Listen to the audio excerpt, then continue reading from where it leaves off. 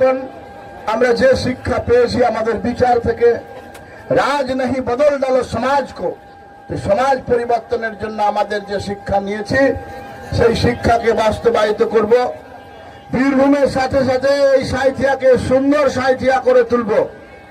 আমরা আজকে স্টেশন চত্বরে আছি। আমি ছোটবেলা থেকে ইচ্ছা যাওয়া কলেজ, এখানে যেহেতু পড়াশোনা, সেই সময় থেকে দেখছি এই সাঁইথিয়া একটা বিশেষ পরিবারের জন্য জায়গিরদারি হয়ে উঠেছে। সাঁইথিয়া স্টেশনের স্টেশন মাস্টার শুনতে পাচ্ছেন। মাননীয় স্টেশন ম্যানেজার, আপনাকে আমি বলতে চাই, যদি আপনি স্টেশন চত্বরটাকে এবং স্টেশনের পাশে যে লোডিং আনলোডিং এর কাজ হয়, সেই কাজটা আমি দেখছি দীর্ঘদিন ধরে একটা পরিবারের পৈতৃক সম্পত্তি হিসেবে দাঁড়িয়েছে। এইটা আপনাকে বন্ধ করতে হবে। এই বয়কে চলতে দেওয়া যাবে না। যদি আগামী 48 ঘন্টার মধ্যে বিহিত ব্যবস্থা আপনি না নেন, আমরা নিশ্চিতভাবে আসবো আর এখানে আপনার চাকরি করার সময়টা শেষ। আপনি নিশ্চিন্ত হবেন, আপনার বিরুদ্ধে ব্যবস্থা নেওয়ার জন্য দায়িত্ব আমরা নেব। কোন দত্তবাড়ির মস্তানি মাফিয়াগিরি আমরা এখানে চলতে দেব না। আমরা ভুলে যাইনি ফ্যাক্ট ফাইন্ডিং টিমকে, কমিটিকে, কিভাবে সাঁইথিয়ার বুকে এই তোলাবাজরা, দত্ত পরিবারের তোলাবাজরা এখানে আটকে ছিল। আমাদের তৎকালীন সময়ের রাজ্য সভাপতি, বর্তমান কেন্দ্রের মন্ত্রী ডক্টর সুকান্ত মজুমদার সহ মহারাষ্ট্র সরকারের পুলিশের ডিজি যিনি ছিলেন শ্রী সত্তর সিং সহ তাদেরকে যেভাবে রাস্তায় আটকে ছিল, আমরা সেই দিন ভুলিনি, ভুলব না। এখানে লোডিং আনলোডিং এর নাম করে চলে, এটা আমরা চলতে দিব না, দিব না, দিব না। আমি গতকাল ডিএম সাহেবের কাছে গেছিলাম, বিধায়ক সাঁইথিয়ার এবং আমাদের জেলা সভাপতিকে নিয়ে। আমরা তাই আপনাকে সময় দিচ্ছি, মেনে রাখবেন ডবল ইঞ্জিনের সরকার, বিজেপির সরকার, কেন্দ্রে একটা সরকার চলে, মোদীজির নেতৃত্বে সেই সরকার চলে, আর রাজ্যে আমাদের নেতা শুভেন্দু অধিকারীর নেতৃত্বে সরকার চলছে। এই তোলাবাজদের এই একটা বিশেষ শ্রেণীকে যারা মাথায় রেখে সাঁইথিয়াকে মস্তান মাফিয়া জিহাদিদের হাতে তুলে দিতে চাইছে এবং বিগত দিনে চেয়েছিল, মানুষ তাদেরকে প্রত্যাখ্যান করেছে। মানুষ তাদেরকে মৌরাক্ষী নদীর জলে সলিল সমাধি দিয়েছে।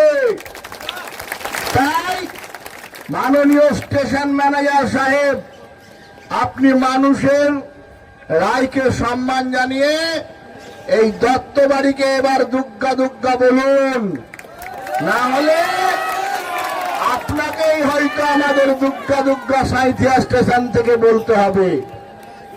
ডিআরএম সাহেবের নির্দেশ নিশ্চিতভাবে পেয়েছেন।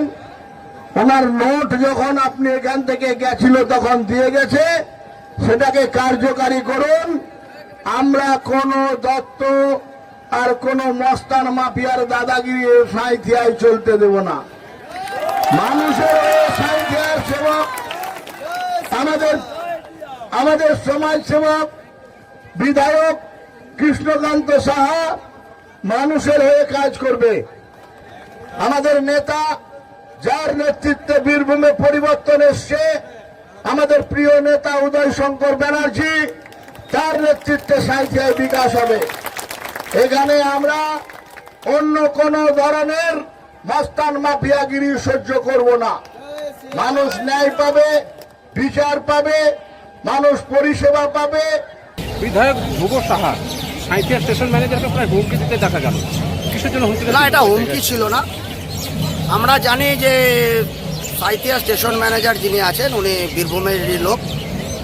আর আমরা গতকাল ডিআরএম সাহেবের কাছে যাওয়ার পরে যে তথ্য আমরা সামনে এলাম, তাতে আমরাই হতবাক হয়ে গেলাম। যে র্যাক পয়েন্ট আমরা শুনতাম যে নাকি টেন্ডারে র্যাক পয়েন্ট চলে।